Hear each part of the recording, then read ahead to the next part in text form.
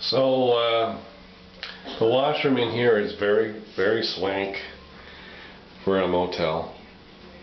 For an affordable motel, it's very swank and clean. But this has been a complete dream. It looks unassuming. It's beige. And you know, it's just looks like a regular toilet. Right? Well, not so. Are you ready?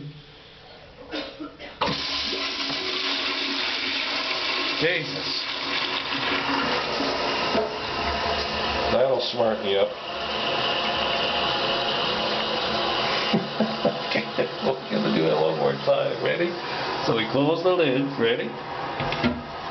Oh, you know, I gotta go. I gotta go potty. Alright then. Now you do your business, right? And then all of a sudden, punishment.